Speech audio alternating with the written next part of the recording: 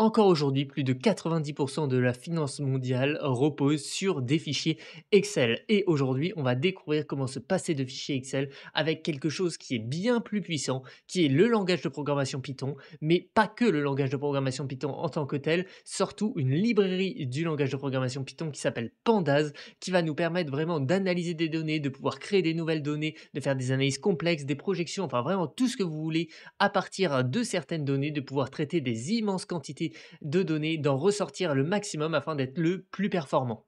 Je le rappelle, cette vidéo est dans le cadre de la playlist Python pour la finance que vous pouvez suivre directement sur notre site toute la formation qui, je le rappelle, va se dérouler en un peu plus de 10 séances. Aujourd'hui, nous allons nous attaquer à la séance numéro 5 sur la librairie Pandas. Si vous voulez, ici, on a commencé, si vous nous avez suivi les précédents épisodes, par faire vraiment les bases de Python, de comprendre un peu le cœur du moteur de Python, comment ça marche, quels sont les différents types de variables, etc. Vraiment avoir des bases solides et à partir d'aujourd'hui et pour les épisodes qui vont rester, on va vraiment s'attaquer à, je pense, quelque chose d'intéressant qui a de la vraie valeur ajoutée, qui va être notamment orienté beaucoup autour de l'analyse de données et justement en finance, cette formation est spécialisée dans le secteur de la finance et en finance, la donnée est au cœur de à peu près tout, que ça soit les cours financiers, les bilans financiers, enfin tout ce qui touche de près ou de loin à la finance touche en général de près ou de loin à des données, des quantités de données qui peuvent être des fois très grandes. Et justement, aujourd'hui et dans les prochaines séances, on va découvrir comment analyser ces grandes quantités de données.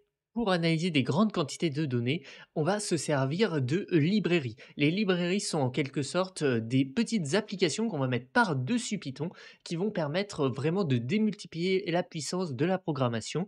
Et une des plus connues est justement Pandas qui va vraiment permettre d'analyser des données, de grandes quantités de données, de pouvoir les manipuler, etc. Vous allez voir, c'est très très puissant. Et sur le domaine des librairies en général, c'est également ce qui fait la grande force de Python, c'est-à-dire que Python étant un des langages de programmation les plus utilisés dans le monde, il y a énormément de personnes qui créent des nouvelles librairies chaque jour, qui les maintiennent, qui les enrichissent, etc. Et ce qui permet que aujourd'hui Python est un des langages privilégiés, notamment pour l'analyse et la manipulation de données. Je ne vais pas vous embêter plus longtemps et on va commencer tout de suite par ouvrir dans notre éditeur de code. Donc pour ça, je le rappelle, je vais ouvrir mon dossier que j'avais créé qui s'appelle Formation Python. Si je vais faire plus d'options, ouvrir avec code. Et ici, ça s'est ouvert sur mon autre écran, mais ça, on va directement ouvrir mon fichier, mon dossier ici. Et je vais fermer la formation 4. Hop. Et ici, je vais commencer par créer un nouveau notebook. Donc, je vais appeler comme les précédents, formation Python ici 5.ipynb qui est l'extension des fichiers Jupyter. Pour vérifier, comme d'habitude, que cela marche bien, on va par exemple mettre un petit message print hello.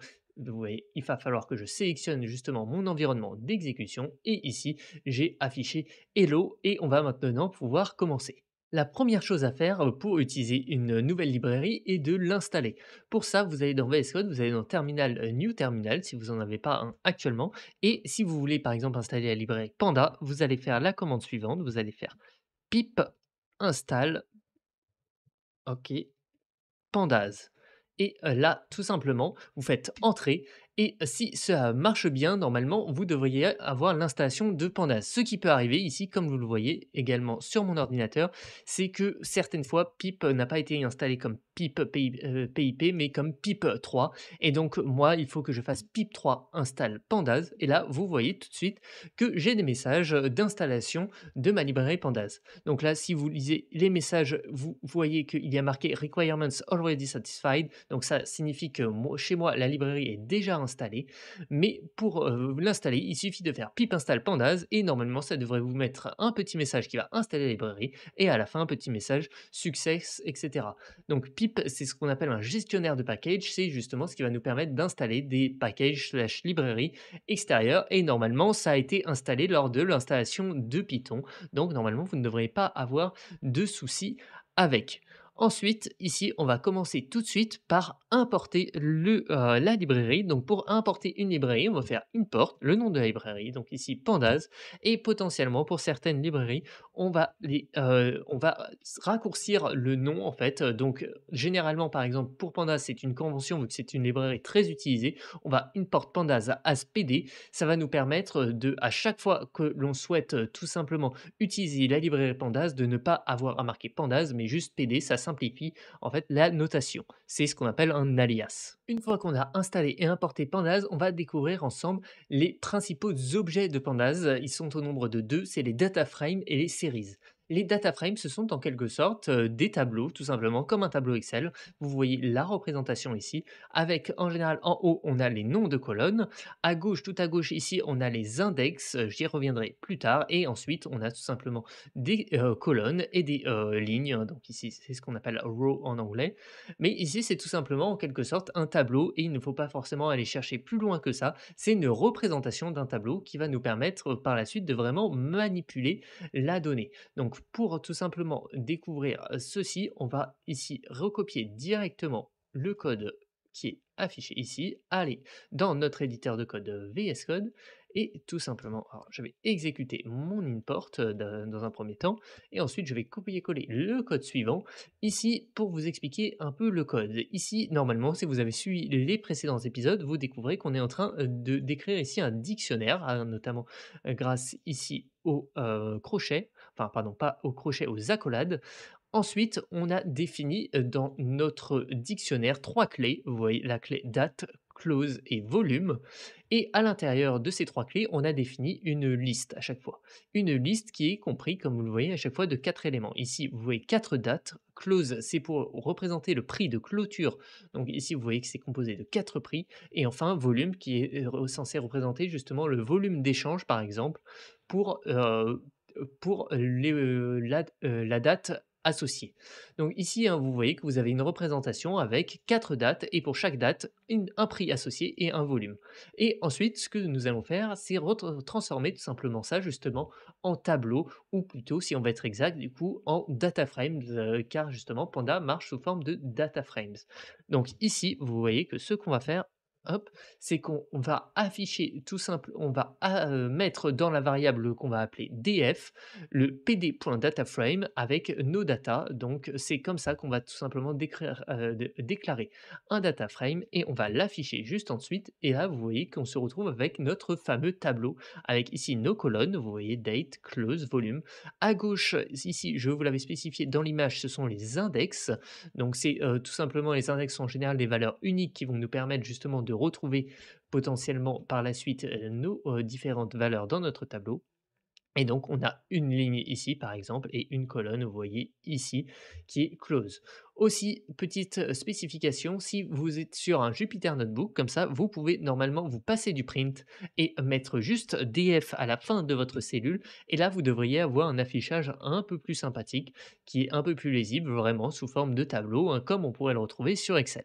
Si vous ne me connaissez pas, je m'appelle Tristan et je suis le cofondateur de la chaîne CryptoRobot et avec cette formation Python pour la finance qu'on vous propose totalement gratuitement, on essaye de démocratiser justement le trading financier et algorithmique. Et sur ce, le meilleur moyen de nous soutenir, c'est tout simplement de vous abonner à notre chaîne YouTube, d'aller directement sur notre site, un peu suivre les différentes actualités. On a également une newsletter qui est disponible si vous voulez recevoir toutes les semaines des informations en valeur ajoutée sur des articles, etc.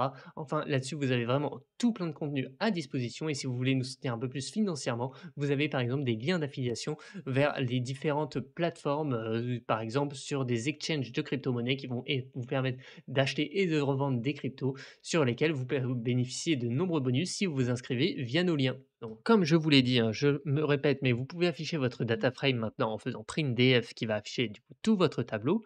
Vous pouvez afficher les index de votre data frame, par exemple, en faisant du coup, votre data frame.index. Et là, vous voyez que vous avez un index qui est ce qu'on appelle du coup un range, hein, qui est une fonction qu'on a déjà vue auparavant, qui est en quelque sorte une liste. Ici, vous voyez de 0 à 4.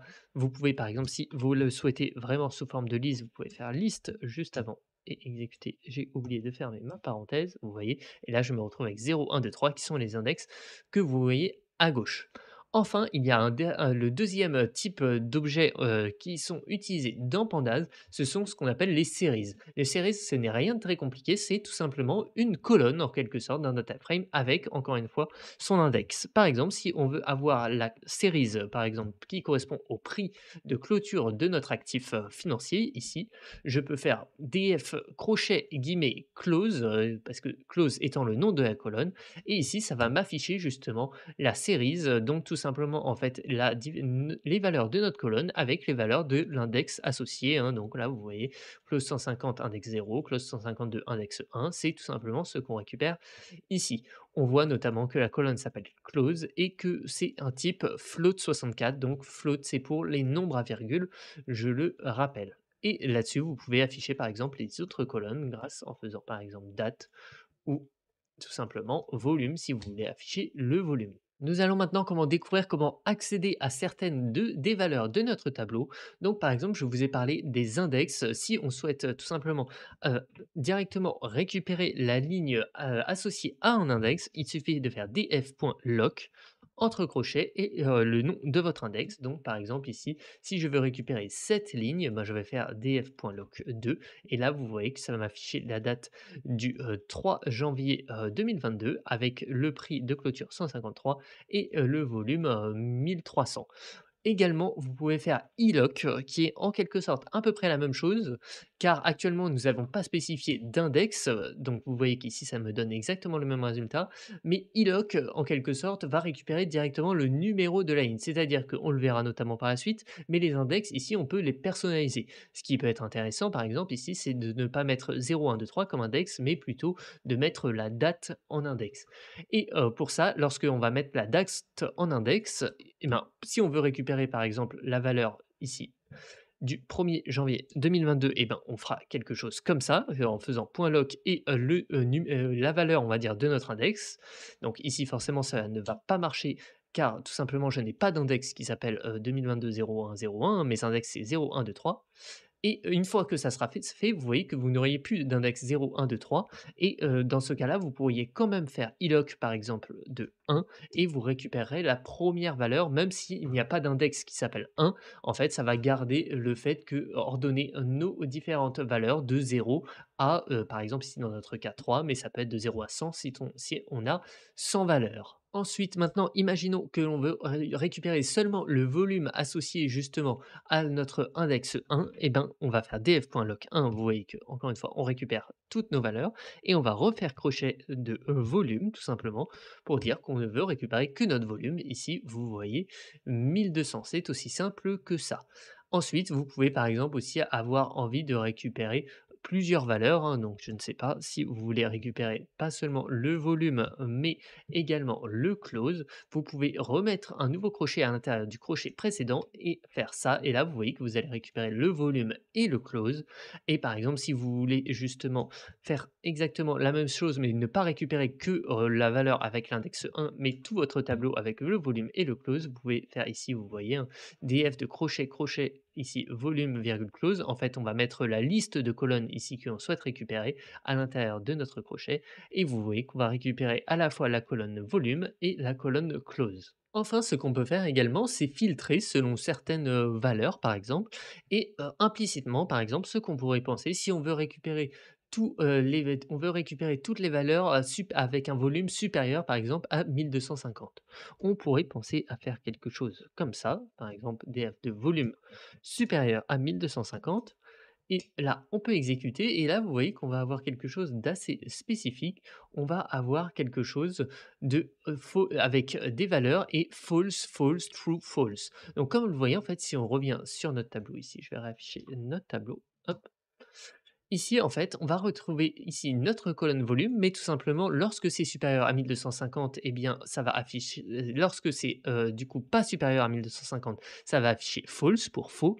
Et quand c'est supérieur à 1250, par exemple la colonne 1300, eh bien, ça va afficher true. Donc là, par exemple, la dernière, vous voyez que j'ai mis strictement supérieur à 1250, donc la dernière est affichée en tant que false.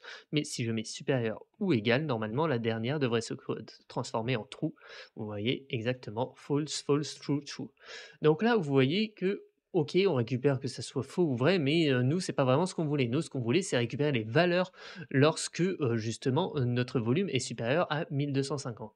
Et bien, pour ça, en fait, là, à partir de ce moment-là, ce que vous pouvez faire, c'est tout simplement faire df lock justement et refaire votre crochet et en quelque sorte, c'est un peu comme tout à l'heure. Lorsque on mettait df.lock et notre index, et ici on mettait par exemple un mais on aurait pu en mettre plusieurs également et ici en faisant ça, vous voyez, on va faire df.lock et à l'intérieur, on va mettre justement une liste de valeurs avec des fois true et des fois false et vous voyez qu'à chaque fois, on a l'index à gauche et donc en fait, ce que ça va faire automatiquement en faisant ça, c'est qu'on va récupérer seulement les index là où vous avez la valeur true et donc en faisant ça, si on exécute, vous voyez qu'on va récupérer directement seulement en fait les valeurs où on a notre volume supérieur à 1 250 et ici vous pouvez faire des filtres complexes, hein. Par exemple, je peux mettre en parenthèse cela et rajouter un petit symbole et comme ceci, remettre une parenthèse et par exemple cette fois également filtrer en plus que notre clause doit être supérieure à 153 par exemple. Hop. Alors là, on va pas mettre supérieur ou égal, on va mettre strictement supérieur et là, on ne devrait récupérer que la dernière valeur. Hop, vous voyez qu'on a récupéré que la dernière valeur, que la valeur qui est également supérieure à 153. Mais vous pouvez également, par exemple, faire des OU avec la barre latérale, enfin la barre droite qui est disponible sur Alt 6. Et là, vous voyez que vous allez récupérer partout où le volume était supérieur à 1250.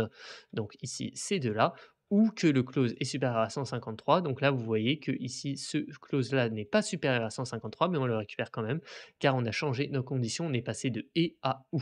Donc là, vous voyez qu'on s'est un peu amusé, hein, justement, on a rentré des données en quelque sorte factices. Vous voyez que je vous ai parlé de manipuler des grandes quantités de données. Ici, vous avez 5 données. Ça, typiquement, vous auriez très bien pu le faire en quelque sorte avec du Python assez classique, même si c'est déjà beaucoup plus agréable de le faire comme ça sous forme de tableau.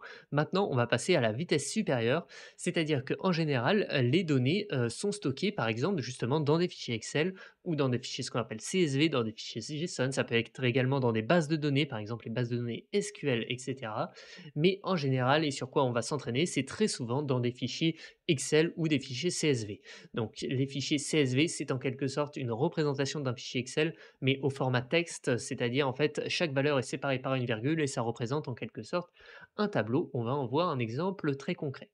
Donc avec Panda, vous pouvez justement lire directement des fichiers CSV. Par exemple, je vais vous ai donné ici un lien vers GitHub, hein. Donc GitHub est une plateforme sur laquelle on peut partager du code, etc., hein, sur laquelle si vous vous entraînez dans la programmation, vous aurez sûrement beaucoup à faire. Ici, vous allez découvrir du coup un premier aperçu. Ici, je vous ai mis justement sur le GitHub CryptoRobot. Là également, on dépose pas mal d'autres codes open source de trading algorithmique, etc. Vous pouvez aller découvrir tout ça si vous le souhaitez. Mais ici, je vous ai déposé dans un répertoire Python.finance un fichier qui s'appelle Apple 1D-.csv. Ce fichier représente tout simplement l'évolution du cours d'Apple sur les à peu près 5 dernières années, hein, je crois. Donc vous voyez ici tout à l'heure, on avait en quelque sorte que 5 lignes et 3 colonnes. Ici, vous voyez qu'on se retrouve avec 7 colonnes et surtout énormément de lignes, hein. Là, vous voyez que tout à l'heure, on était à 5, maintenant on est à peu près à 2, on est à exactement 2921 lignes. Et donc ce qu'on va faire, c'est qu'on va tout simplement commencer par télécharger ce fichier Excel. Donc vous avez un petit bouton normalement. Ici, on va le mettre ici directement dans nos téléchargements par exemple et on va le déplacer, ce fichier Excel, directement dans notre répertoire, là où on a utilisé notre code Python. Également, cela peut arriver que vous n'ayez pas directement le fichier téléchargé, mais ce que je peux vous proposer de faire, c'est de cliquer sur Raw qui va afficher tout simplement vraiment dans sa forme pure le fichier, hein. Vous voyez que comme je vous l'ai dit, ce sont tout simplement un fichier texte avec des virgules qui séparent chacune des valeurs. Et là, vous pouvez faire directement enregistrer sous et normalement, vous devriez avoir votre fichier .csv. Vous voyez par contre que le nom a un peu changé. Donc, il suffit d'enlever tout simplement ça. Et là, vous voyez que vous pouvez le télécharger directement en CSV. Après, comme je vous l'ai dit, vous le placez par exemple ici dans votre répertoire. Donc moi, mon répertoire ici, c'est le formation Python. Et là, vous voyez que j'ai directement placé mon Apple-1D.csv et à partir de ça, lorsque je retourne sur mon VS Code ici, vous voyez que je vois apparaître ce fichier, hein, que je peux retrouver directement ici. Vous avez par exemple, lorsque vous l'ouvrez ici, vous voyez que moi, c'est en multicouleur pour que ça soit un peu plus lisible justement. Vous avez des extensions, pour faire ça, hein, notamment par exemple ici, je crois que ça s'appelle Rainbow CSV ou quelque chose comme ça. Voilà, Rainbow CSV. Vous pouvez télécharger cette extension. Vous voyez que moi, elle est déjà installée sur VS Code, qui vous permettent que les fichiers CSV soient un peu plus lisibles. Pour revenir à notre code, maintenant, ce qu'on va faire, du coup, c'est importer justement notre fichier CSV dans un data frame.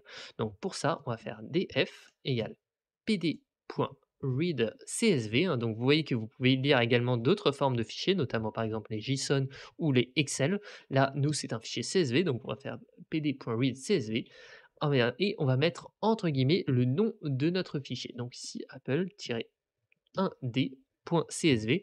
Attention, si votre fichier n'est pas directement dans votre répertoire, il faudra spécifier le chemin entier de votre fichier que vous voulez lire. Et ensuite, on va l'afficher.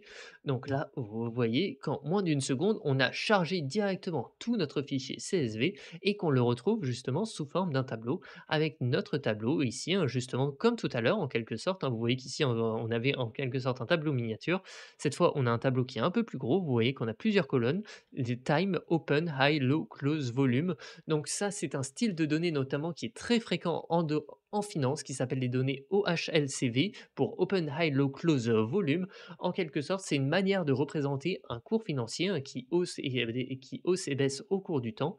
Ici, je peux par exemple vous l'ouvrir direct, je vais essayer de vous l'ouvrir directement sur un logiciel justement de visualisation de cours qui est assez connu qui s'appelle TradingView. Alors, je vous ouvre ça tout de suite. Hop, hop. Vous voyez ici, je vous représente directement en fait un cours qui est également le cours d'Apple, hein, justement, qui est en quelque sorte le cours qu'on a récupéré, hein. Donc là, vous voyez d'ailleurs qu'il est en train de faire un plus haut historique sur Apple, c'est assez sympathique. Mais ici, ce fichier, en fait, justement, a pour chaque date, en fait, représente ce qu'on appelle une bougie. Et cette bougie se représente par notamment, justement, un cours de départ. Ça va être par exemple ici sur cette bougie à cet endroit-là, on est sur notre cours de départ. On va avoir notre cours de clôture à la fin de la bougie, à cet endroit-là. Et on va avoir également un plus haut et un plus bas qui sont représentés par les petites mèches qu'on peut voir. Ici, par exemple, on voit qu'à cet endroit, c'est notre plus bas. Et ici, c'est notre plus haut. Et également, on ne voit pas ici, mais on peut accéder au volume d'échange, justement, et tout ça à chaque fois pour une période. Vous avez donc pour chaque période le cours d'ouverture, on va dire, le cours le plus haut, le cours le plus bas, le cours de clôture et le volume associé. Volume MA, je vais vous avouer que cette colonne, je ne sais pas forcément exactement ce qu'elle représente et on n'en a pas spécialement besoin et c'est d'ailleurs pour ça sûrement qu'on va par la suite l'enlever. Lorsque l'on charge des données, dans justement Pandas, en général, ce qu'on commence par faire, c'est en quelque sorte analyser nos données pour voir si elles sont en quelque sorte propres, car autant ici dans certains exercices et souvent quand vous allez vous exercer, on va vous donner des données justement qui sont assez propres, mais attention dans la réalité, eh bien en général les données sont un peu ce qu'on appelle sales, c'est-à-dire que tout simplement, elles ne vont pas être toujours très bien formatées, il peut y avoir des valeurs manquantes ou des choses comme ça et justement, nous allons découvrir un peu tout ça ensemble. Donc justement, d'après directement l'information qui est disponible sur le site, ici, je vais récupérer une méthode qui me permet en fait, en quelque sorte, de décrire tout simplement notre data frame, hein. Donc ici, je vais faire print df.describe. Donc encore une fois, pour que ça soit un peu plus joli, ici, lorsque vous êtes sur un Jupyter Notebook, vous n'êtes pas obligé de mettre le print, comme ça vous voyez que vous avez ça directement dans un tableau, c'est un peu plus joli. Et là, vous vous retrouvez en fait avec un nouveau tableau, en quelque sorte. Vous retrouvez vos colonnes d'avant notamment, mais à gauche ici, ce ne sont plus des index ou des lignes. Ici, vous avez du texte, hein, qui affiche count, min, std, min, 25%, 50%, 75% et max. Ici, qu'est-ce que ça représente? Justement, ça décrit votre data frame en disant que, ok, ici par exemple, la colonne open, il y a 2920 valeurs dedans. La colonne high, il y a 2919 valeurs dedans, etc. Également ici, vous vous retrouvez avec des E+3. Alors ça, c'est Pandas, lorsqu'il y a des chiffres très, très grands ou très petits et cetera, qui va mettre une notation scientifique. Le E+3 signifie, fois 10 puissance 3, mais nous ici dans notre exemple, on préfère que ça serait affiché, complètement. Donc ici, on va récupérer une petite, ligne de code qui va permettre justement de, dire à Python que, il n'est pas nécessaire de mettre des notations scientifiques, lorsque on a des chiffres trop gros ou quelque chose comme ça et là, vous voyez qu'on a quelque chose d'un peu plus lisible. Donc ici, vous pouvez voir notamment du coup d'autres colonnes en quelque sorte, enfin d'autres lignes. Ici, vous avez la ligne min qui, comme son nom l'indique, en fait, représente la moyenne de toutes les valeurs, hein, tout simplement. La ligne std qui représente l'écart type, la ligne min qui représente la valeur minimum. Donc là, vous voyez que sur notre dataset, le prix le plus bas d'Apple qu'on a eu, c'est 11,18 $. Ensuite, ici, on a ce qu'on appelle les quantiles ou quartiles ici, qui représente en fait en quelque sorte à partir de 25 des données, vous voyez qu'on a 25 de données qui sont compris du coup entre 11 et 21. De 25 à 50 de nos données, elles sont compris entre 21 et 36. De 50 à 75 entre 36 et 93 et les 25 derniers pourcents sont compris entre 93 et la valeur maximum ici 182. Et vous avez ça notamment en fait pour toutes nos colonnes qui nous permettent ici de remarquer peut-être des fois quelques irrégularités ou quelques petits détails comme ça. Grâce au describe, on peut notamment remarquer justement certaines irrégularités qu'on va peut-être être amené à corriger. La première irrégularité que je remarque ici, c'est notre count ici, où vous voyez qu'on a notre colonne time et open qui dispose de 2920 valeurs et notre high, low, close, et enfin les autres colonnes qui disposent tout simplement de 2 919 valeurs. Donc ça, c'est un peu bizarre car ça veut dire qu'il y a une valeur qui a un time et un open, mais pas d'autres valeurs. Donc ça, justement, il faudra regarder ce que c'est et potentiellement la traiter. Également, une autre ce n'est pas vraiment une irrégularité, mais j'ai ma colonne volume MA que je ne sais pas trop à quoi elle ressemble, donc je vais également sûrement la dégager pour tout simplement augmenter ma lisibilité. Enfin, quand je regarde un peu plus, il y a notamment ma colonne time, sur laquelle également j'ai un souci, car lorsque je l'observe ici, je vois que pour moi, c'est totalement illisible. En effet, c'est des très gros chiffres ici. Je ne sais pas forcément ce que ça représente, ce n'est pas lisible pour moi, donc il va falloir voir ce qu'on peut faire de ça, potentiellement la transformer en une date un peu plus lisible. Et enfin, quand je vais bien dans mon tableau, ici, je peux aller remarquer directement à la colonne Open, ici, que le minimum est 0. Qu'est-ce que ça veut dire que le minimum est 0? Ça veut dire qu'il y a au moins une valeur dans notre tableau qui a un cours d'ouverture de 0. Et ben, ça, c'est un peu bizarre. En effet, ça aussi, il faudra s'y pencher et voir comment traiter cette valeur, car c'est sûrement une erreur. Donc, on va commencer par, comme je vous l'ai dit, supprimer la colonne volume MA qui ne nous apporte pas grand-chose. Pour ça, on va faire df égale df.drop pour justement en fait lâcher la colonne qui ne nous intéresse pas. On va mettre entre guillemets son nom, donc ici volume MA, et on va lui spécifier que c'est tout simplement ça, c'est tout simplement une colonne. Pour ça, on va faire axis égale 1. Et ici, si je réaffiche mon df, ici vous voyez que je me retrouve tout simplement avec mon data frame comme celui précédent, mais sans cette colonne volume MA que je ne comprenais pas et que dans tous les cas, je n'aurais pas utilisé.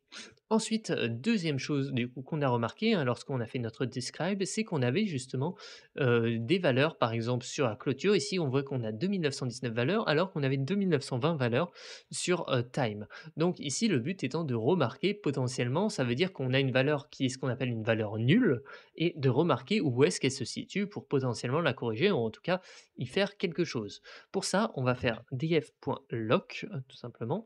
Donc, comme précédemment, on va faire df par exemple, si on veut regarder la colonne close, df de crochet close, ici, point is nul et parenthèse ouverte fermée. Donc je vais d'abord enlever le df.lock, hein, pour vous rappeler, car c'est quelque chose à bien comprendre ici, que le fait de faire ça ici va nous afficher tout simplement pour la colonne close ici false lorsque ce n'est pas nul et true lorsque c'est nul. D'ailleurs déjà on peut remarquer en fait, on voit directement où est-ce qu'on a une valeur nulle, c'est sur la valeur 2919 qui est la dernière valeur de notre tableau. Mais encore une fois, si on veut voir notre tableau de manière un peu plus claire, on va faire df.lock ici et mettre entre crochets cette liste avec des trous et des false. Et là, on remarque tout simplement la ligne avec des valeurs nulles. On voit d'ailleurs, ce qui est assez «rassurant» entre guillemets, que les valeurs nulles pour les colonnes high, low, close, volume, sont, toutes nulles au même moment, hein. On n'a pas 5 colonnes à retraiter, enfin 5 lignes à retraiter, on voit qu'on n'a qu'une seule ligne ou sur lequel vous voyez qu'on a un time, on a un open, mais ici pour high, low, close et volume, on a NaN. NaN, c'est pour dire not a number, car ici on avait des, nombres précédents et là on se retrouve avec une valeur justement qui est, en quelque sorte nulle et qui, ne représente rien du tout. Et donc ici, il va falloir en fait réfléchir un peu comment traiter cette colonne. Donc déjà au niveau logique, tout de suite on peut se dire: «Ah ici c'est la dernière colonne, c'est un peu bizarre» et en effet ce qu'on pourrait se dire c'est que par exemple lors de la récupération des données et bien, cette donnée a été récupérée justement au cours d'une journée et donc, au cours de la journée on connaissait, on va dire l'heure d'ouverture de la journée, on connaissait le cours d'ouverture de la journée, mais on ne connaissait pas encore le plus haut de la journée, le plus bas, le, prix de clôture de la journée ou le volume et donc c'est sûrement pour ça que ces, valeurs sont nulles et ce qui semble être le plus pertinent ici, ça va être de tout simplement supprimer cette ligne pour, pouvoir tout simplement mieux traiter par la suite nos différentes données. Pour supprimer cette ligne, rien de très compliqué, on va réutiliser df égale df.drop et ici, on va directement, vous voyez, utiliser l'index. On va vouloir, dégager l'index 2219, donc on va directement faire ça et vous voyez, on va réafficher df, juste ensuite et là, vous voyez qu'on n'a plus notre ligne 2919, on s'arrête à la ligne 2918 et ça nous empêche d'avoir des, valeurs, nulles, tout simplement. Donc par exemple, ici, on peut refaire notre df.describe et on devrait voir qu'on a commencé à corriger quelques soucis, notamment le fait qu'on ait maintenant 2919 valeurs partout et qu'on n'a plus notre nouvelle colonne ici. Maintenant, on va s'occuper directement de la colonne time, hein. Comme vous le voyez, ici, la colonne time, ici, ce n'est vraiment pas pratique à lire, c'est même impossible à lire pour un être humain. C'est un format assez spécifique, hein. Justement, au fur et à mesure du temps, vous allez peut-être justement vous habituer à remarquer ces formats-là. Mais ici, c'est ce qu'on appelle un timestamp. C'est tout simplement en fait le nombre de secondes passées depuis 1970. C'est un format assez répandu pour stocker des données justement temporelles par des ordinateurs et là, c'est justement le nombre de secondes passées depuis 1970. Donc ça, OK, si on doit retransmettre en, heures, enfin en jours, heures et cetera, eh bien, on n'est pas sorti de l'auberge, si on doit compter le nombre de secondes depuis 1970. Donc pour ça, heureusement, Panda justement, dispose d'une méthode. On va directement la copier ici, hein, pas forcément besoin de l'apprendre par cœur. Ici, vous voyez qu'on va transformer en date time, hein. Donc on va dire que notre colonne time, ici df de time, est égal à pd to datetime, donc pd je rappelle c'est pandas. On va transformer en datetime notre colonne time et en unité c'est secondes, hein, car comme je vous l'ai dit ici c'est des secondes passées depuis 1970. Par exemple, il existe également par exemple unit égale ms pour millisecondes depuis 1970 ou encore d'autres différentes formes de date. Donc là, on va exécuter ça tout simplement et là, vous voyez que tout de suite, on a des dates qui sont beaucoup plus lisibles. En effet, ça, je sais à quoi ça correspond et déjà là, tout de suite, enfin, j'arrive à savoir, eh bien, quel est l'intervalle à peu près de mes données. C'est-à-dire que ici, j'ai le cours d'Apple justement jour par jour. Vous voyez que chaque nouvelle ligne est une nouvelle journée depuis, 2011 et plus exactement depuis le 2 novembre 2011 et vous voyez qu'à chaque fois, j'ai mes différentes, valeurs. Donc ce qui est intéressant de noter quand même, c'est que maintenant si je fais df.describe, eh bien je n'ai plus ma colonne time car ce n'est plus un nombre et on n'est plus capable de la décrire comme, les autres colonnes et donc elle disparaît quand même de, mon point describe, ce qui peut être un peu embêtant. Enfin, comme on l'a vu dans describe exactement, on retrouve un dernier souci qui est notre open ici égal à 0. Donc ça c'est assez bizarre honnêtement et ce qu'on peut essayer de chercher justement, c'est d'afficher cette valeur lorsque notre open est égal à 0. Donc pour ça, je le rappelle, on va par exemple faire df de open ici égal 0, un double égal pour faire les égalités. Donc ici, encore une fois, on va se retrouver avec une liste de false et de true. Donc là, vous voyez qu'on voit pas le true, donc il n'est pas au début ni à la fin. Mais si on veut afficher directement, tout simplement, juste nos valeurs où on a justement notre valeur true, on va faire df.lock crochet, crochet, et là, on va retrouver directement, hein, que sur, une donnée, par exemple ici, du coup 5 octobre 2015, eh bien, on a un open à 0 et ça, comme on peut le voir, pourtant, quand on voit bien le high, le low et le close, eh bien, on voit qu'il n'y a pas spécialement de souci là-dedans. Donc on peut se dire que ça, c'est tout simplement une erreur, une donnée qui a été mal récupérée ou quelque chose comme ça, enfin peu importe, mais en tout cas, cette donnée, il va être très important de la prendre en compte et il faut garder en tête, en tout cas, au minimum, qu'on va va devoir la traiter, cette donnée, car on ne peut pas la laisser comme ça. Une solution pourrait être de l'enlever complètement, c'est une solution, mais on va être même un peu plus intelligent que ça, c'est-à-dire qu'on le fera par la suite, mais ce qu'on va faire potentiellement, c'est qu'on va dire que notre valeur d'ouverture est tout simplement la moyenne, par exemple, entre notre plus haut de la journée et notre plus bas de la journée. Donc ça va faire une approximation, mais vous avez 2 possibilités. Soit vous faites une approximation qui sera, une donnée, fausse, mais qui sera assez proche de la réalité, ou alors vous pouvez tout simplement supprimer la ligne si vous ne voulez pas vous baser sur des données qui sont fausses. Également, je vous ai parlé de quelque chose qui pouvait être intéressant, c'était de mettre les, dates directement en index. Donc pour ça ici, hein, vous voyez qu'on a encore les index par défaut ici qui vont de 0 à 2918, mais on n'a plus, justement enfin on a nos dates ici et ce qu'on serait intéressant, notamment par la suite pour, si on veut, un moment faire des graphiques ou, tout simplement accéder à des données par date, cela sera beaucoup plus facile si nos dates sont en index. Donc pour ça ici, vous pouvez aller récupérer directement ce qu'on a ici. Hop, donc hop, on va copier ça dans une nouvelle ligne. Donc ce qu'on va faire, c'est qu'on va faire tout simplement df égale df, point set-du-bas index et qu'on va mettre df entre crochets time, qui est le nom de notre colonne et juste en dessous, on va afficher notre df et là, maintenant que c'est fait, vous voyez qu'on a également ici time, qui apparaît tout à gauche, hein, donc qui est représenté par notre date, hein. Donc maintenant également, nous n'avons plus besoin de notre colonne, time, hein, car elle est déjà représentée en index, donc on n'en a plus besoin à côté. Donc ce qu'on va faire, c'est qu'on va faire pour supprimer également une colonne, vous pouvez faire del df de time ou tout simplement faire comme on l'a vu la première fois avec le drop sur la volume MA. Mais tout simplement, sinon ça, normalement, ça marche très bien également, c'est peut-être un peu plus simple même. Et là, vous voyez que ma colonne time n'existe plus, elle n'est plus qu'en index, hein. Vous voyez qu'elle n'est pas au même endroit que toutes les colonnes. Et pourquoi, par exemple, c'est très puissant de l'avoir en index? Eh bien, c'est que maintenant, vous pouvez faire df, par exemple, .lock. Imaginons que je veux la valeur du, hop, du 11, hop, du 11 mars, par exemple, je vais faire 2023 03 11 et ici, vous voyez que je ne récupère rien du tout simplement.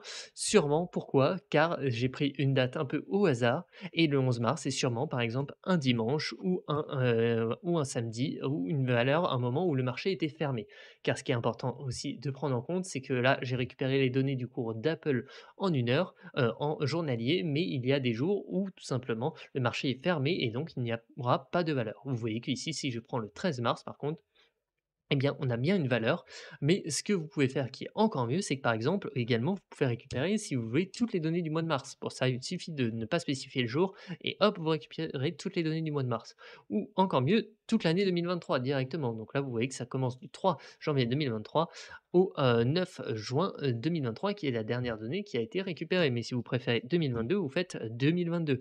Également, vous allez me dire, ok, en faisant comme ça, c'est bien, je vois, je peux faire des mois, des jours, mais est-ce que je peux faire 2 années de suite? Eh bien oui, vous pouvez le faire avec les 2 points. Donc pour ça, vous faites par exemple, si vous mettiez 2 points et rien du tout, ça va aller, jusqu'à la fin. Donc par exemple, imaginons que je fais de 2021 jusqu'à la fin, c'est-à-dire que ça va me mettre les données depuis le, janvier 2021 jusqu'à aujourd'hui, enfin la dernière date, de nos données et également par exemple, du coup, si vous voulez juste l'année 2021-2022, vous faites 2021 2.2022 et ça va aller de début 2021 à fin 2022. Mais si vous vouliez que ça n'aille que par exemple jusqu'à juin 2022, vous faites 2022 06 et là on se retrouve jusqu'à juin 2022 ou encore une fois par exemple le 5 juin 2022 et ben là on va se retrouver que avec des données jusqu'au 5 juin 2022. Vous avez à peu près compris l'histoire et ça c'est vraiment grâce justement au fait qu'on ait mis en index les dates, ça facilite grandement la chose. Également, hein, du coup, si vous avez bien compris, notamment, si je fais maintenant df.log par exemple de 5, eh bien, vous voyez, j'ai une erreur car je n'ai plus d'index, on va dire, qui s'appelle 5. Par contre, si vous vous souvenez ce que je vous ai dit au début, vous pouvez toujours faire avec cette méthode en faisant le point iloc. Et là, vous voyez que vous allez récupérer la cinquième valeur. Vous pouvez également utiliser 2 points si vous voulez dire, par exemple, je vais récupérer de la valeur 5 à 10. Et là, en fait, ça garde en mémoire, en fait, en quelque sorte, un ordre chronologique qui va de 0 justement à la taille totale de notre tableau. On va maintenant commencer, maintenant qu'on a vu comment on peut accéder, manipuler les données, et cetera, on va pouvoir maintenant commencer à créer potentiellement même des nouvelles données et apporter de la valeur ajoutée sur les données déjà existantes.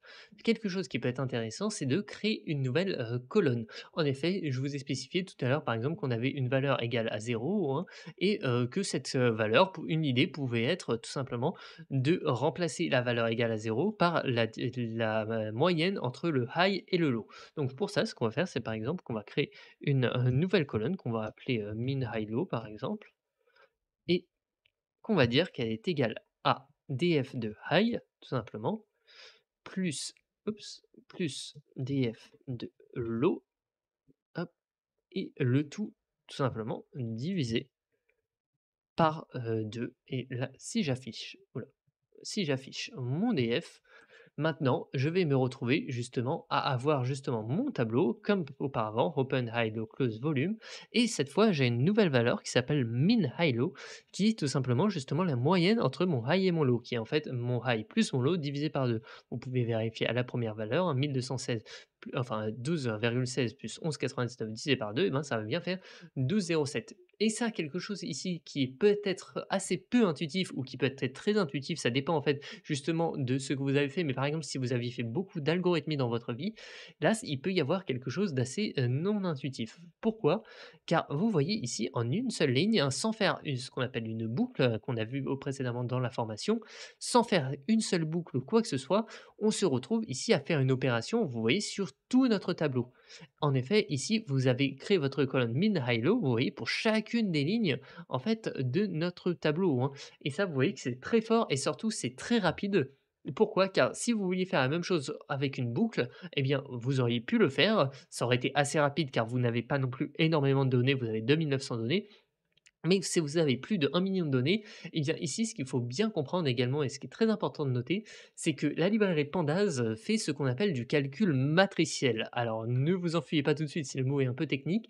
Ce qui est important à noter, c'est juste que justement, en quelque sorte, au lieu de faire un peu bêtement comme un ordinateur, une itération un par un, par un, par un, et justement parcourir chacune des valeurs, eh bien il va prendre justement une opération entre matrices et faire du coup toutes les opérations à la fois et donc là, vous voyez qu'en fait, c'est ce qui se passe lorsqu'on fait ça.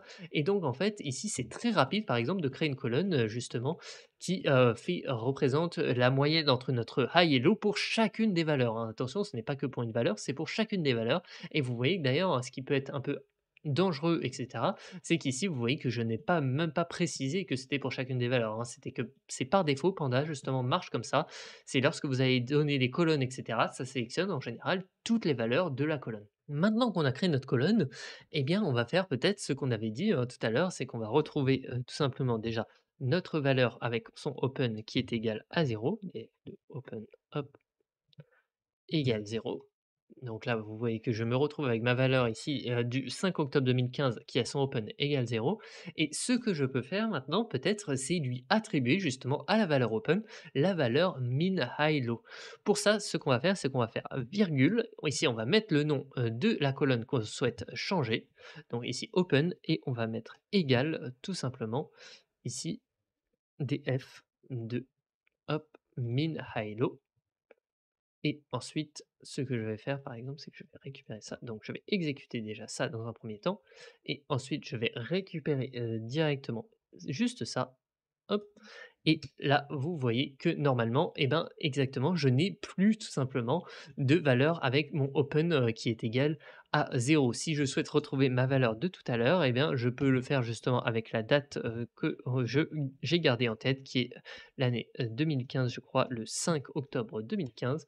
Et là, on voit que, eh bien, que mon valeur open est bien égale à mon min high low. En effet, c'est l'opération que j'ai voulu justement pour, en quelque sorte, corriger une erreur qu'il y a eu et on fait ici, je le rappelle, hein, une approximation. Ce n'est pas une donnée exacte et ça, c'est très important de le spécifier. Et donc là, par exemple, hein, on peut refaire notre df.describe également hein, pour voir nos différentes valeurs. Vous voyez qu'on ne se retrouve plus avec un minimum de 0, mais un minimum de 11,18 qui semble cohérent quand on voit le minimum des autres colonnes. Donc là, vous voyez qu'on a vraiment des données très propres, prêtes à être manipulées. Vous voyez qu'on a commencé à faire un ou deux petits trucs, mais on va continuer ici en vraiment apportant de la valeur ajoutée. Une première étape de valeur ajoutée justement à apporter serait de décrire, de récupérer, des statistiques descriptives, même si ici on les a à peu près en fait, hein, avec le describe. Ça peut être intéressant par exemple de, les avoir un peu plus proprement, on va dire. Ici, je vais directement recopier un code, que j'avais préparé, mais ici vous pouvez par exemple stocker dans une variable, justement, hein, et ça on ne pouvait pas le faire avec le point describe, eh bien, notre prix moyen de clôture. Également notre prix médian de clôture, donc ça c'est très intéressant parce que par exemple la médiane, est souvent plus représentatif que la moyenne et également vous pouvez récupérer l'écart type avec .std, hein. Vous voyez que pour faire cela, il suffit de faire df de crochet guillemets, votre nom de colonne et faire l'opération que vous souhaitez faire par-dessus. Donc ici par exemple la moyenne, la médiane et l'écart type avec std qui est là pour standard deviation et vous voyez qu'ici du coup, chaque fois on a stocké ces, valeurs dans des variables et on les affiche juste ensuite, hein. Donc vous voyez qu'on peut faire moyenne des prix de clôture 59,75 etc., etc. Ce qui peut être intéressant également, c'est peut-être d'arrondir, hein. Donc ça normalement c'est une fonction qu'on a déjà vue avec le round,2 et on peut même afficher par exemple ici juste après 1 $. Hop, donc je me suis trompé. Hop, voilà, round,2 et là vous voyez que moyenne des prix de clôture, ça va faire 59,75 $. Vous voyez que l'affichage est tout de suite un peu plus, sympathique. Également, je voulais, vous faire découvrir, je ne sais plus si j'en ai déjà parlé dans mes précédentes formations, mais ici, vous pouvez utiliser quelque chose d'assez spécifique plutôt que les virgules qui, je ne trouve pas forcément toujours très pratiques, notamment quand on veut afficher beaucoup de variables et cetera.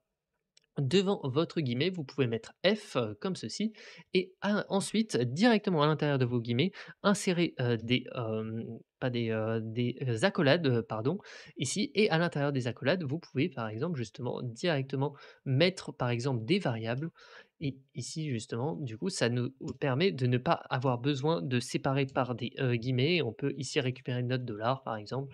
Vous voyez que normalement on va avoir exactement le même affichage mais ça, c'est peut-être un peu plus sympa justement à écrire, notamment quand on a beaucoup de variables, que, justement séparé par des virgules à chaque fois, sans compter que les virgules en fait font automatiquement un espace, donc ça peut devenir un peu compliqué.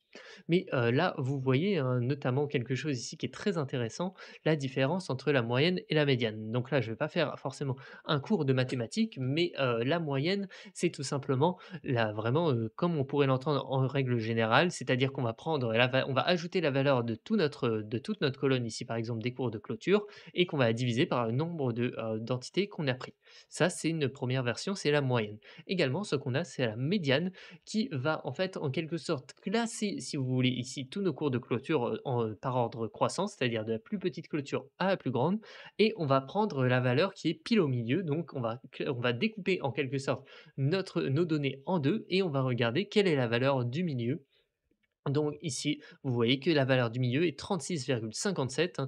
Donc on voit qu'on a une moyenne qui est beaucoup plus haute qu'une médiane. C'est notamment dû à des valeurs en quelque sorte un peu extrêmes, hein, car en effet, quand on regarde notre describe, vous voyez qu'on a des valeurs minimum, on va dire, de 11 et des valeurs maximum de 182.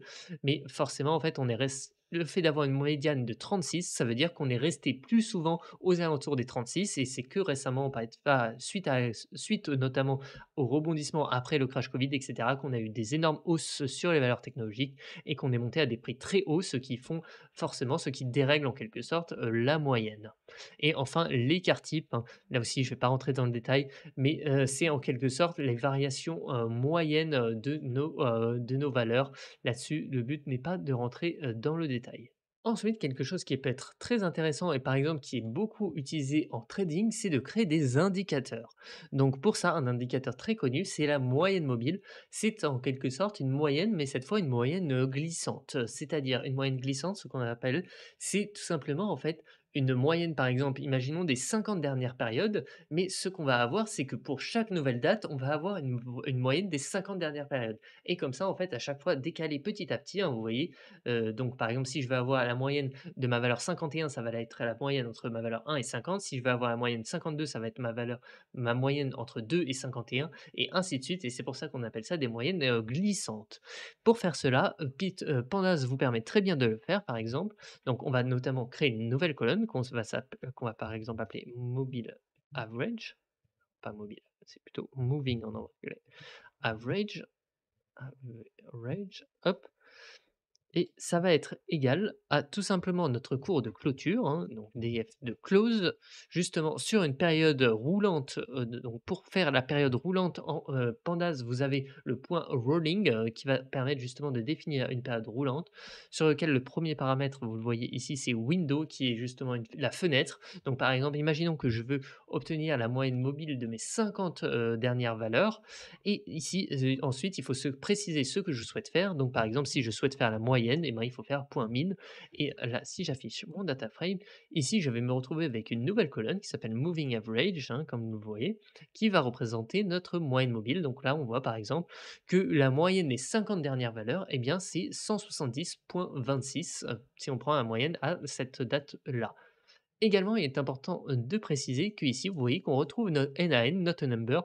Pourquoi? Eh bien, c'est assez simple, c'est-à-dire qu'ici, on va retrouver 50 valeurs NaN, car forcément, au début, on n'a pas assez d'historique pour justement récupérer la moyenne des 50 dernières valeurs, car tout simplement, ça, c'est la première donnée disponible et à cette donnée-là, on ne peut pas savoir, en fait, quelle était la moyenne des 50 derniers prix, car on n'avait tout simplement pas l'information dans notre tableau et donc les 50 premières valeurs ne seront pas disponibles et juste ensuite, on aura toutes, nos valeurs. On peut notamment, par exemple, le remarquer avec notre fameux df.describe sur lequel on devrait, voir, par exemple, justement, que notre moving average, elle n'a dans la, ici dans count que 2 870 et à la place de 2 919, donc elle a plutôt pas les 50 premières valeurs, mais les 49 premières valeurs qui ne sont pas, renseignées. À partir de ça, vous pouvez commencer à faire des analyses financières justement un peu complexes avec des moyennes, des vo sur la volatilité et cetera.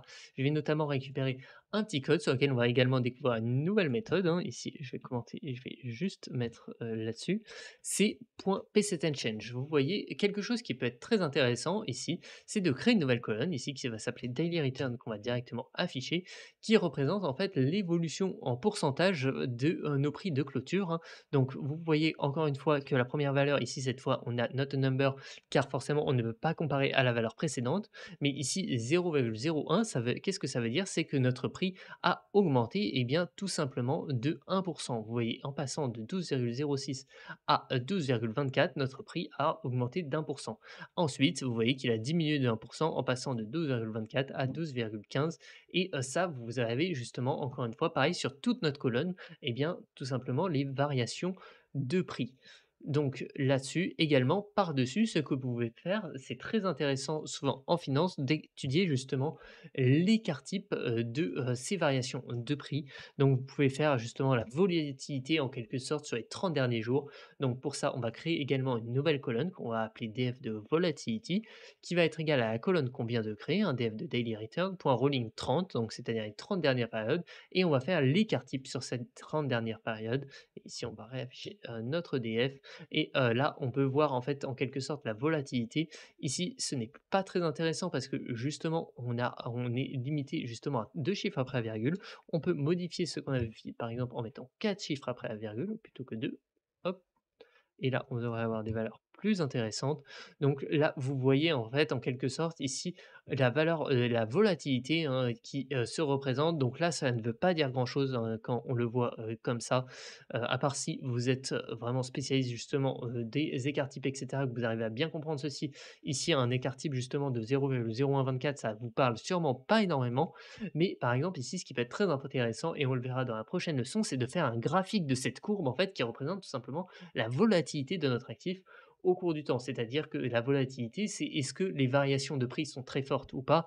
Si je reviens par exemple sur mon graphique ici sur TradingView, eh bien on va avoir des périodes avec plus de volatilité que d'autres. Par exemple, là, vous voyez que lors de cette période, on a eu des gros pics vers le haut, vers le bas, etc. Ça, c'est une période de très forte volatilité. À l'inverse, vous voyez qu'on peut avoir des périodes quand même un peu plus plates, hein. Vous voyez, j'en sais rien, comme un peu cette période, vous voyez, où il y a eu des petites variations, mais elles sont restées très, très faibles et ça justement, c'est quelque chose qui peut être très intéressant à analyser. Quelque chose que l'on n'a pas vu également, c'est comment trier vos données. Donc pour ça, encore une fois, je vais récupérer un code justement déjà préparé. Mais ici, je vais d'ailleurs enlever le print pour qu'on ait un meilleur affichage. Mais ici, ce qu'on peut faire, vous voyez, c'est d'abord, j'ai recréé les 2 dernières colonnes qu'on avait fait par avant. On n'a pas besoin de le faire parce que normalement, elles sont déjà là, mais on le refait quand même, on va dire, par acquis de conscience et ensuite on peut, par exemple, justement trier nos données par volatilité. Donc c'est-à-dire que ici, vous voyez qu'on va faire df.sortValues, hein, pour trier, on va dire by, tout simplement notre colonne qui va s'appeler volatility et ascending true, ça veut dire du plus petit au plus grand. Donc là, on voit que c'est les plus petits, c'est ceux qui ne sont pas définis, un auto number, jusqu'au plus grand et on voyait que les plus grandes périodes de volatilité ici, par exemple, sont en janvier 2017 à peu près. On peut également avoir, par exemple, trier nos valeurs par daily returns. Hop, donc pareil, je vais enlever le print parce que justement, c'est pas très joli comme ceci. Comme ça aussi, c'est beaucoup plus joli. Et là, qu'est-ce que ça va faire? Ça va justement trier nos valeurs justement par daily return du plus petit, enfin ici pardon, du, plus grand au plus petit, enfin du plus petit au plus grand. Vous voyez ici le plus petit et ici, le plus grand. Donc le plus petit, hein, bon, on peut voir ici par exemple que ici le 16 mars 2020, c'est là où on a eu le plus, bas rendement, c'est-à-dire un rendement négatif de ici on voit de -12%, c'est vraiment énorme et c'est assez intéressant d'ailleurs à aller observer. Hop, c'est exactement la date, c'est le 16 mars, hop et de toute façon, on devrait pouvoir le retrouver assez rapidement. Vous voyez qu'ici, c'est sûrement cette bougie-là ou cette, bougie-là. C'est exactement cette bougie-là où en effet, vous voyez qu'entre le cours précédent ici qui était remonté à ce niveau-là et le cours, et ben, ici à ce niveau-là, on voit qu'on a une perte à peu près de 12,86%, donc c'est à peu près ce qu'on retrouve, vous voyez, de manière exacte à cet endroit-là et vous voyez, hein, que c'est vraiment une baisse énorme et cette baisse, elle a été due notamment du coup pendant le crash Covid. Également, on peut aller remarquer par exemple notre plus belle hausse, hein, qui a été également en 2020, ce qui est assez marrant également aussi. En mars 2020, cette fois non plus le 16 mais le 13, hein, donc c'est juste quelques jours avant et si on va remarquer le 13 mars, hein, en effet ici, eh bien, on a eu une énorme hausse. En effet, ici, on a fini notre journée ici et on a augmenté par la suite à cet endroit-là. Vous voyez qu'on a fait plus 12,13% en une seule journée, hein, donc ce qui est très correct et ce qu'on retrouve en fait tout simplement ici dans les returns. Donc là, vous voyez que mon affichage, j'ai dû mal le faire car ce n'est pas 12,13 mais plutôt 11,98. Mais vous voyez qu'on est très très proche et en fait ici, vous voyez qu'on est capable de, justement de trier les données par exemple par la meilleure évolution de journée. Mais également, on pourrait les trier par autre chose, hein. C'est-à-dire qu'on pourrait créer une nouvelle colonne en fait qu'on va appeler, par exemple change, qui va être en fait notre clôture moins notre ouverture, qui va ne pas représenter justement les variations entre une journée et la suivante, mais plutôt la variation au sein d'une même journée. Hop, donc on va faire def.open par exemple et ici ce qu'on peut faire c'est tout simplement le classer par change, hein, et là on va voir que normalement on devrait se retrouver également ici le 24 février par exemple, là où on a eu notre plus belle hausse de prix en une seule journée, c'est le 24 février 2022. On va aller directement au 24 février, 2022, on va dégrossir un peu. De toute façon, il devrait être assez facilement repérable en théorie. Ça doit sûrement être celle-ci, vous voyez, hein, on l'a tout de suite repéré. Pourquoi? Car c'est directement ce qu'on appelle la bougie la plus haute, hein. Vous voyez qu'elle a fait en effet sur la journée plus 6,67%, donc c'est vraiment très bon, hein. Et là-dessus, c'est quelque chose de très intéressant. Ici, d'ailleurs, ici, le change est affiché en valeur, hein, mais on pourrait aussi l'afficher en pourcentage, justement, pour retrouver nos 6,67%. Pour ça, rien de très compliqué. Donc, on va faire tout simplement diviser par df de open pour avoir notre évolution en pourcentage et ici on retrouve notre 6,67% d'ailleurs, mais ce n'est pas la plus haute évolution en pourcentage. La plus haute évolution en pourcentage qu'on a eu c'était en 2015, mais ici on retrouve, hein, vous voyez le 0,666 qui est cette bougie à cet endroit là. Enfin, je vous propose un petit exercice d'application sur un dataset qui est assez connu et qui est très intéressant si vous voulez vous entraîner à maîtriser vos données, à utiliser Pandas, et cetera, à faire différentes formules, grâce à Pandas. C'est un exercice sur le Titanic, hein, sur lequel également je vais vous fournir un, lien directement, vers GitHub. Donc là, d'ailleurs, je vois qu'il n'est pas dans l'article, je vais le rajouter directement, mais je sais qu'il est justement sur GitHub. Il s'appelle titanic.csv et vous voyez qu'également vous avez des données CSV avec, tout simplement tous les passagers du Titanic et vous avez des informations sur ces passagers, donc notamment leur sexe, leur âge, la classe dans laquelle ils voyageaient, donc ça c'est par exemple P-classe, et également ce qui est le plus intéressant peut-être, c'est voir s'ils ont survécu ou non. Et là-dessus, vous pouvez faire des analyses très complètes, hein. Donc ici, je vous ai proposé une exemple de 10 questions, donc allant un peu du plus simple au plus compliqué. Donc d'abord afficher les 10 premières lignes, de donner la taille de ce dataset, combien y a-t-il de passagers dans chaque classe, ça commence à être intéressant. Quel est l'âge moyen des passagers? Quel est le nom du passager le plus jeune et le nom du passager le plus âgé? Combien de passagers ont survécu et combien sont décédés? Combien il y avait de femmes et d'hommes qui se trouvaient sur le Titanic? Combien de femmes ont survécu, combien d'hommes ont survécu, quelle était la proportion de survie par classe, vous voyez? Et vous avez également 2 questions qui vous proposent ici de créer une nouvelle colonne qui s'appelle Family Size, qui va prendre pour entrée, la colonne, on va dire SIB, SP et Parch, hein, qui se représentent respectivement le nombre de frères et sœurs et le nombre de parents. Et on va vous demander une dernière question ici, par exemple, qui est: quel est le nom de la personne n'ayant pas survécu, qui avait le plus de membres dans sa famille? Donc ça, justement, c'est vraiment pour but de vous améliorer sur la manipulation de données, sur l'extraction de données, afin d'être vraiment très fort en Python et en Pandas. Sur ce, moi, je vous donne rendez-vous directement au prochain épisode qui va être très intéressant, je pense, sur tout simplement comment visualiser des données, notamment en lien avec cet épisode. Par exemple, visualiser des graphiques financiers ou par exemple, justement, visualiser, par exemple, des camemberts qui représentent si un passager du Titanic a survécu ou pas. Donc là-dessus, ça va être vraiment de la visualisation, ça va être super intéressant. Je vous embête pas plus longtemps et je vous souhaite à tous une très bonne journée, soirée.